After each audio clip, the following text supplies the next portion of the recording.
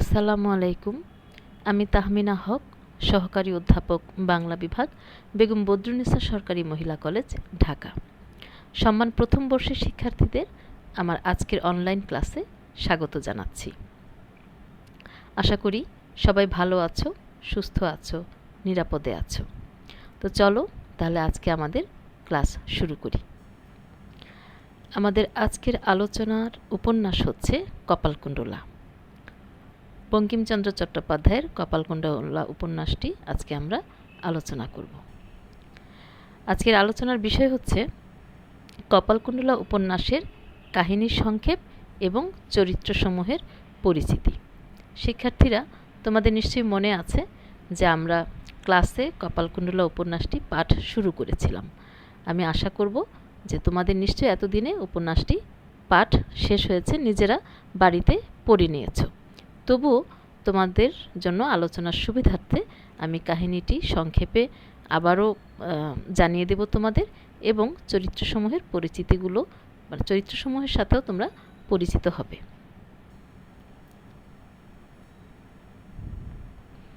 কাহিনী সংক্ষেপ। কপালকুণ্ডলা উপন্যাসে যে কাহিনী বর্ণিত হয়েছে তা বাদশাহ আকবরের রাজত্বের শেষ সময়ে আরম্ভ হয়েছে। সপ্তগ্রাম নিবাসী নবকুমার শর্মার শ্বশুর মুসলমান ধর্ম গ্রহণ করে আগ্রায় চলে গিয়েছিলেন। নবকুমারের স্ত্রীও সে সঙ্গে গিয়েছিলেন। সুতরাং নবকুমার বিবাহিত হয়েও বিপত্নিক। একবার নবকুমার তীর্থ দর্শনে গিয়ে সঙ্গীদের দ্বারা সমুদ্রের জনহীন উপকূলে পরিত্যক্ত হয়। সেখানে তার সঙ্গে দেখা হয় এক তান্ত্রিক কাপালিকের। কাপালিক তাকে আশ্রয় দেয় ঠিকই, কিন্তু পরদিনই নিজ সাধনার সিদ্ধির জন্য তাকে বধ করতে প্রস্তুত হয়। এই কাপালিকের সঙ্গে কপালকুণ্ডলা নামে এক যুবতী বাস করত, যাকে কাপালিক আজন্ম লালন পালন করে বড় করেছে। কপালকুণ্ডলা কাপালিকের কাছ থেকে নবকুমারকে উদ্ধার করে অধিকারীর গৃহে আশ্রয় নেয়। অধিকারীর পরামর্শে নবকুমার কপালকুণ্ডলাকে বিয়ে করে। প্রকৃতি পালিতা কপালকুণ্ডলা বিয়ে এবং লৌকিক আচার সম্পর্কে কিছুই জানত না। সে না বুঝেই বিয়েতে রাজি হলো এবং স্বামীর সঙ্গে সপ্তগ্রাম যাত্রা করল। পথে নবকুমার এবং কপালকুণ্ডলার সাথে এক অত্যাশ্চর্য মুসলমান রমণীর দেখা হয়। এই নারী আগ্রার বাদশাহের রংমহলের অন্যতম নায়িকা। রাজকার্যে উড়িষ্যা থেকে আগ্রা ফিরছিল। ঘটনাক্রমে নবকুমার বুঝতে পারল যে এই মুসলমান নারী তার প্রথমা স্ত্রী পদ্মাবতী। মুসলমান হওয়ার পর পদ্মাবতী লুৎফুন্নিসা নাম ধারণ করে এবং মতিবিবি তার ছদ্মনাম। মতিবিবি নবকুমারকে চিনতে পেরেছিল। এদিকে মতিবিবি সংবাদ পেয়েছিল যে বাদশাহ আকবরের মৃত্যু হয়েছে এবং আকবর পুত্র সেলিম বাদশাহ হয়েছে।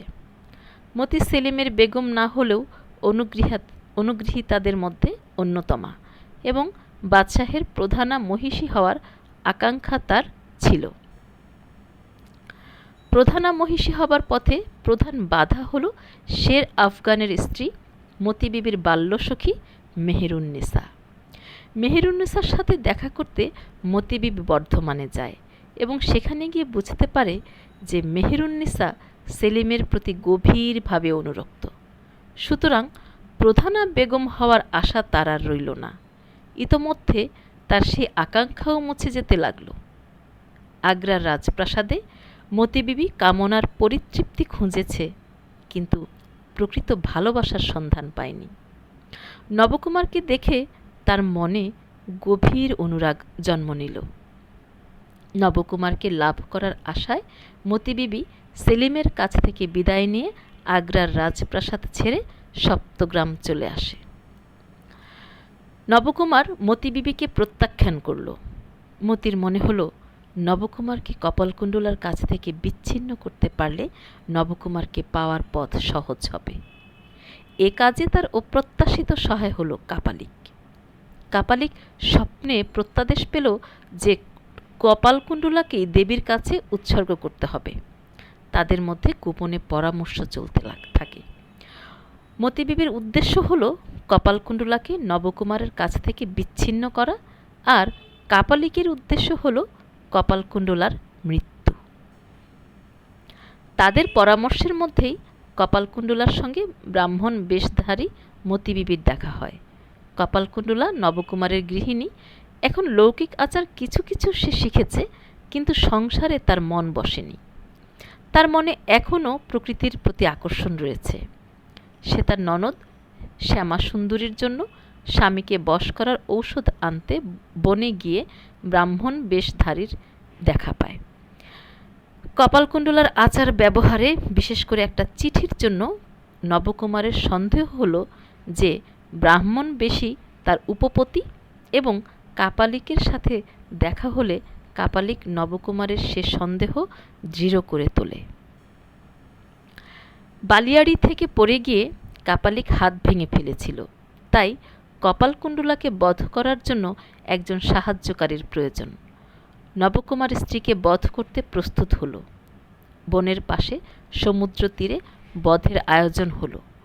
কপালকুণ্ডলার সাথে দু একটি কথা বলেই নবকুমার বুঝতে পারল যে তার সন্দেহ মিথ্যা। কিন্তু কপালকুণ্ডলা আর ঘরে ফিরে যেতে চাইল না। তাদের কথোপকথন শেষ হতে না হতেই যে ভূমির উপর তারা দাঁড়িয়েছিল তা গঙ্গা গর্ভে ভেঙে পড়ল। তারা দুজনেই সে জলস্রোতে কোথায় হারিয়ে গেল। শিক্ষার্থীরা, এই ছিল কপালকুণ্ডলা উপন্যাসের কাহিনী সংক্ষেপ। এখন চলো আমরা এই উপন্যাসে যে চরিত্রসমূহ বিধৃত হয়েছে সেই চরিত্রগুলোর সাথে পরিচিত হই। কপালকুণ্ডলা উপন্যাসে অঙ্কিত চরিত্রসমূহ হল নবকুমার, কপালকুণ্ডলা, মতিবিবি, মেহেরুন্নিসা, কাপালিক, অধিকারী। প্রথমেই আমরা নবকুমারের চরিত্র বিশ্লেষণ করব এবং নবকুমারের সাথে পরিচিত হব যে এই উপন্যাসে তার উপস্থিতিটা কেমন। উপন্যাসের নাম এবং কাহিনী থেকে বোঝা যায় যে নারীরাই এই উপন্যাসের প্রধান আকর্ষণ, পুরুষেরা নয়। বস্তুত নবকুমার ছাড়া তেমন কোনো উল্লেখযোগ্য পুরুষ চরিত্র এই উপন্যাসে আমরা খুঁজে পাই না। কাপালিক অবশ্য গল্পের পরিণতির বিষয়ে অনেকটাই সাহায্য করেছে, যেমন নবকুমারের দাম্পত্য জীবন গঠনের ব্যাপারে অধিকারীর ভূমিকাও রয়েছে অনেকখানি। কিন্তু গল্পের নায়ক বলতে যা বোঝায় তেমন চরিত্র বলতে আমরা নবকুমারকেই বুঝি। নায়কের সাধারণত যেসব গুণ থাকা দরকার নবকুমারের তার প্রায় সবই আছে। বয়সের যুবক হলেও বিবেচনায় সে কারোর চেয়ে কম নয়। প্রথম পরিচয়ে সে কথার প্রমাণ পাওয়া যায়। যেমন ঘোর কুয়াশায় দিগ্ভ্রান্ত হয়ে মাঝি যখন বুঝতেই পারছে না সে কেমন করে এ থেকে উদ্ধার পাবে, তখন বৃদ্ধ তাকে তিরস্কার করলে নবকুমার বলেছিল, যাহা জগদীশ্বরের হাত তাহা পণ্ডিতে বলিতে পারে না, ও মূর্খ কি প্রকারে বলিবে। আবার আমরা জানতে পারি যে সেই বৃদ্ধের বাড়িতে অন্য অভিভাবক কেউ নেই বলে তাকে নবকুমার এই গঙ্গা যাত্রায় আসতে নিষেধ করেছিল। পুণ্যের জন্য তীর্থে আসতেই হবে এ কথাও সে মেনে নেয়নি। বলেছে, আজ যদি শাস্ত্র বুঝিয়া থাকি তবে তীর্থ দর্শনে যেরূপ পরকালের কর্ম হয় বাটি বসিয়াও সেই রূপ হইতে পারে। নবকুমারের যে শাস্ত্রজ্ঞান শুধু আছে তাই নয়, সে কাব্যরসিকও বটে। বিস্তীর্ণ সমুদ্র সঙ্গম থেকে দূরের আবছা তটভূমি দেখে নবকুমার রঘুবংশম কাব্যের একটি শ্লোক মৃদুস্বরে আবৃত্তি করে। যেরকম দুর্বিপাকে পড়ে যাত্রীরা ভীত সন্ত্রস্ত হয়ে পড়েছে, সে অবস্থাতেও নবকুমার কাব্যরস আস্বাদন এবং সৌন্দর্য উপভোগের মতো অবস্থায় আছে, যা সত্যি বিস্ময়কর। নবকুমারের সাহসিকতাও প্রশংসার দাবি রাখে, কারণ যে অবস্থায় যে স্থানে সে বিসর্জিত হয়েছিল সেখানে গ্রাম নাই, আশ্রয় নাই, লোক নাই, আহার্য নাই, পেয় নাই, নদীর জল অসহ্য লবণাক্ত, প্রাণনাশী নিশ্চিত। তা সত্ত্বেও সে বালিয়াড়িতে হেলান দিয়ে ঘুমোতে পেরেছে। নিদ্রাভঙ্গ হবার পর কাপালিকের মুখোমুখি হবার মতো সাহসও তার ছিল। নবকুমারের পরোপকারী মানসিকতার কথা আমরা উপন্যাসের শুরুতেই জানতে পারি। নৌকায় যখন কেউ রান্নার কাঠ আহরণে তার সাথে যেতে রাজি হয়নি, সে একাই অগ্রসর হয়েছে। কপালকুণ্ডলাকে বিয়ে করার মধ্যে একই সঙ্গে নবকুমারের বিবেচনা বোধ ও কৃতজ্ঞতা বোধের প্রকাশ লক্ষণীয়। সৌন্দর্য পিপাসু নবকুমার বিয়ের পর কপালকুণ্ডলাকে সুখী করার আপ্রাণ চেষ্টা করেছিল, তা আমরা দেখেছি। নিজের পরিবার যখন মৃন্ময়ীকে সাদরে গ্রহণ করল, তখন তার প্রেম আর কোনো বাধা মানল না। কিন্তু কপালকুণ্ডলার হৃদয়ে নিজের স্থান করতে না পেরে ধীরে ধীরে সে অবসাদগ্রস্ত হয়ে পড়ে। তা না হলে কাপালিকের কথা অত সহজে সে বিশ্বাস করত না। যে কপালকুণ্ডলাকে এত করেও সংসার এবং দাম্পত্য জীবনের কোনো বোধ ও অনুভূতিই দিতে পারল না, সে কেমন করে দ্বিচারিণী হতে পারে এ কথাও তার মনে হলো না। ফলে সে কপালকুণ্ডলাকেও শেষ পর্যন্ত সুখী করতে পারেনি, নিজেও সুখী হয়নি।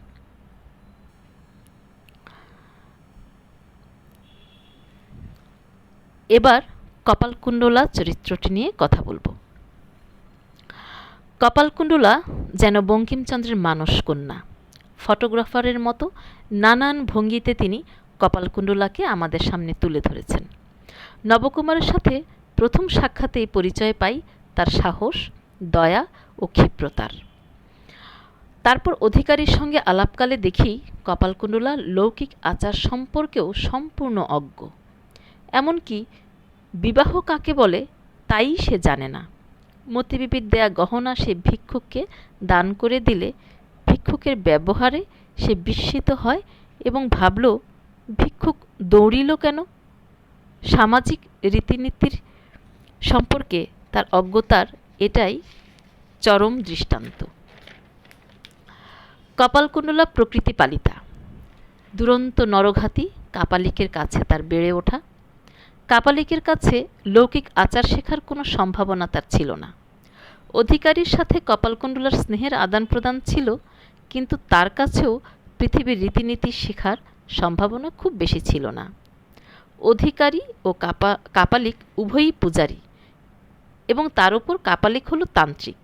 এর ফলে কপালকুণ্ডলার হৃদয়ে ধর্মবিশ্বাস খুবই গভীর হয়েছে এবং কাপালিকের কাছে নরবলি দেখে তার বিশ্বাস জন্মেছিল তার নিজের জীবনের কোনো মূল্য নেই। এজন্যই নবকুমারকে পৌঁছে দিয়ে কপালকুণ্ডলা সেই দুরন্ত কাপালিকের কাছে ফিরে যেতে চেয়েছে। এর মধ্যে তার সংকোচহীন সাহস ও আশ্রয়হীনতার দীনতা আছে, কিন্তু নিজের জীবন সম্পর্কে ঔদাসীন্যই প্রকট হয়ে উঠেছে। পরোপকার করা কপালকুণ্ডলার স্বভাব। চরম ট্র্যাজেডির মূলেও রয়েছে তার এই পরোপকার করার ইচ্ছে। যখন আমরা দেখি শ্যামার জন্য ঔষধি গাছ তুলে আনতে গিয়েছে।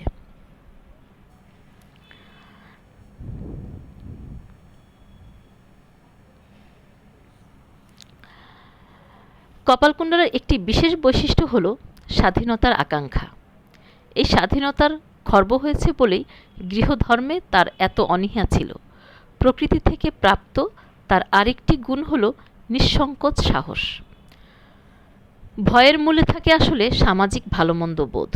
যার সেই ভালোমন্দ বোধ নেই, তার কোনো কিছুতেই সংকোচের কোনো কারণ নেই। অন্ধকার রাতে ব্রাহ্মণ বেশির সঙ্গে সাক্ষাৎ করতে তার একটুও ভয় হয়নি। এলো চুলে ঔষধ আনতে যেতেও কোনো সংকোচ হয়নি। কাপালিকের সঙ্গ তার মনে প্রবল সংস্কারের জন্ম দিয়েছিল। অধিকারীর দেওয়া বিল্লপত্র ভবানী গ্রহণ করেছেন বলেই সে বিয়েতে রাজি হয়েছিল। আবার কপালকুণ্ডলার দেয়া বিল্লপত্র দেবী গ্রহণ করেনি বলেই হয়তো কপালকুণ্ডলা গৃহধর্মে উদাসীন ছিল।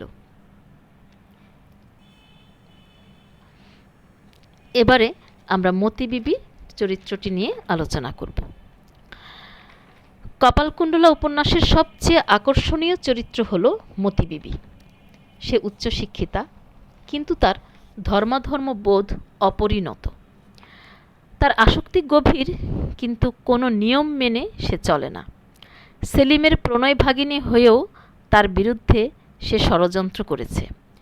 আবার ষড়যন্ত্র বিফল হয়ে গেলে জাহাঙ্গীর বাদশাহের প্রধানা মহিষী হওয়ার আকাঙ্ক্ষা তার হৃদয়ে জেগে উঠেছে। মতি বিবিকে দেখার আগেই তার কথা আমরা শুনি কেবল লেখকের বর্ণনায়। নবকুমারের প্রথম স্ত্রী পদ্মাবতী বিয়ের পর পিত্রালয়েই থাকত। মাঝে মাঝে শ্বশুরবাড়ি আসত। ১৩ বছর বয়সে উড়িষ্যায় সপরিবারে পাঠানের হাতে পড়ে মুসলিম ধর্ম গ্রহণ করতে বাধ্য হয়। ফলে নিজের কোনো দোষ না থাকলেও পদ্মাবতী স্বামী পরিত্যক্তা হয়। পরবর্তীতে এই নারী লুৎফুন্নেসা নাম গ্রহণ করেছে, প্রয়োজনে ছদ্মবেশে মতি বিবি নাম গ্রহণ করে থাকে। তার পিতা আগ্রায় এসে আকবরের রাজদরবারে উমরা হয়ে বসেছে। লুৎফুন্নেসা আগ্রায় এসে পার্সিক, সংস্কৃত, নৃত্য, গীত, রসবাদ ইত্যাদিতে সুশিক্ষিতা হয়েছে। মতি বিবি সম্পর্কে লেখকের বর্ণনায় আমরা জেনেছি এরকম যে, কোট, ইন্দ্রিয় দমনে কিছুমাত্র ক্ষমতাও নাই, ইচ্ছাও নাই। বড় বিবাহের অনুরাগিনী হইতেন না। মনে মনে ভাবিলেন, কুসুমী কুসুমী বিহারিণী ভ্রমরীর পক্ষচ্ছেদ কেন করাইব, আনকোট। অর্থাৎ পদ্মাবতী এখন শৈরিনী নারী, এমনকি যুবরাজ সেলিমও তার অনুরক্ত।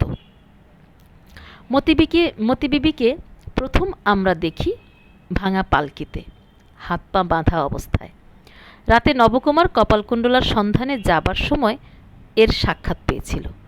অন্ধকারে ভালো দেখা যায় না, কপালকুণ্ডলা কিনা জানতে চাওয়ায় বলেছিল, কোড, কপালকুণ্ডলাকে তাহা জানি না, আমি আপাতত দস্যু হস্তে নিষ্কুণ্ডলা হইয়াছি। তারপরেই আমরা দেখেছি শুধু বাক বৈধগ্য নয়, আচরণেও মতিবিবি আকর্ষণীয়া। বিপদে পড়ে সে শঙ্কা বিসর্জন দিয়ে নবকুমারের কাঁধে ভর দিয়ে সরাইখানায় এসেছে। সেখানে নবকুমারের সঙ্গে কথোপকথনে তার বুদ্ধিমত্তা এবং পরিশীলিত রুচির পরিচয় আমরা পাই। কপালকুণ্ডলাকে দেখতে গিয়ে নিজের সমস্ত গহনা তাকে মতিবিবি দান করেছিল। কপালকুণ্ডলার রূপের কাছে পরাজয় স্বীকার স্বরূপ এর নিদর্শন হতে পারে যে, এই দান করার পেছনে একটাই কারণ থাকতে পারে যে মতিবিবি কপালকুণ্ডলার রূপের কাছে পরাজয় স্বীকার করেছে। মতিবিবির বুদ্ধি ও রুচি সর্বত্র সজাগ ছিল বলেই নিরপরাধ কপালকুণ্ডলাকে নিজ প্রয়োজনে হত্যা করতে তার সুশিক্ষিত মন কিছুতেই সায় দেয়নি। বস্তুত নবকুমার যদি পদ্মাবতীকে গ্রহণ করত, তবে কপালকুণ্ডলার বিন্দুমাত্র ক্ষতি সাধনও বোধহয় সে করতে চাইত না। নবকুমার যখন তাকে প্রত্যাখ্যান করেছে, তখনই দলিত ফণিনীর মতো সে ঘোষণা করেছে, কোট, তুমি আমারই হইবে, আনকোট। এরপরই তার কাপালিকের সঙ্গে মন্ত্রণা, ছদ্মবেশ ধারণ এবং যাবতীয় কর্মকাণ্ড। একটা কথা স্পষ্টই বলা যায় যে বঙ্কিমচন্দ্র হয়তো চাননি, কিন্তু মতিবিবি যে কপালকুণ্ডলার চেয়েও স্পষ্টতর ও উজ্জ্বলতর চরিত্র হয়ে উঠেছে এ উপন্যাসের, এই বিষয়ে কোনো সন্দেহ নেই।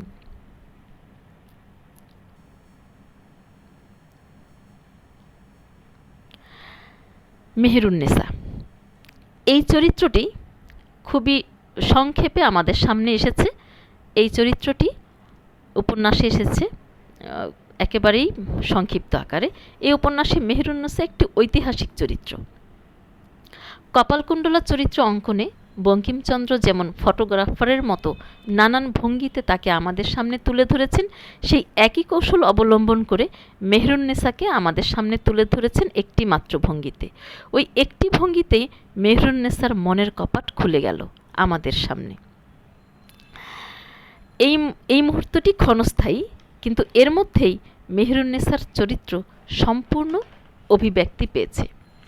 দু একটি কথাতে মেহেরুন্নেসার হৃদয়ের বিস্তৃতি, কল্পনার লীলা ও মতিবিবি হতে তার পার্থক্য সূচিত হয়েছে। মতিবিবি মেহেরুন্নেসার রূপের প্রশংসা করে দুঃখ করে বলে যে উপযুক্ত চিত্রকরের অভাবে মেহেরুন্নেসার অনিন্দ সুন্দর মুখের প্রতিচ্ছবি থাকবে না। মেহেরুন্নেসা মতির মতো চঞ্চল স্বভাবা বা বাকচতুর না। মতির চতুর প্রশংসার তিনি চতুরতার প্রশংসা দ্বারা ফিরিয়ে দেননি।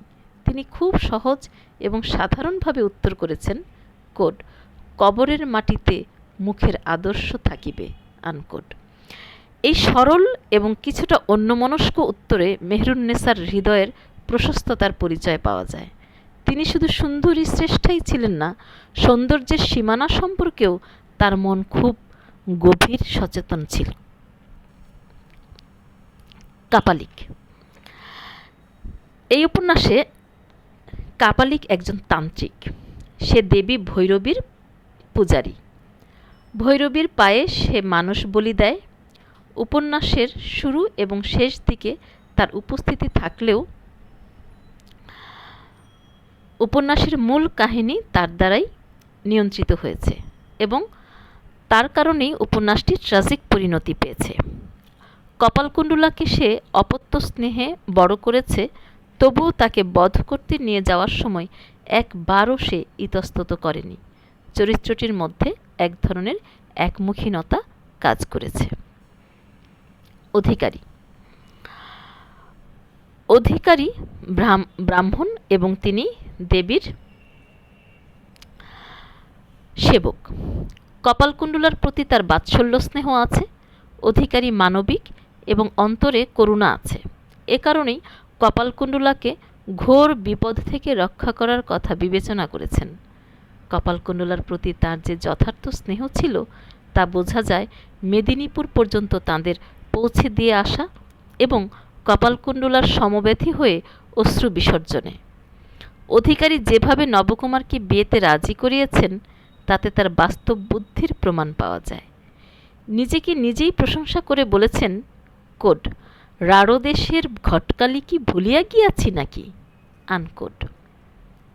সুপ্রিয় শিক্ষার্থীবৃন্দ, এই ছিল আমাদের আজকের আলোচনার বিষয়বস্তু এবং আমরা দেখলাম যে বঙ্কিমচন্দ্র চট্টোপাধ্যায় বেশ দক্ষতার সাথেই কপালকুণ্ডলা উপন্যাসের প্রতিটি চরিত্র অঙ্কন করেছেন।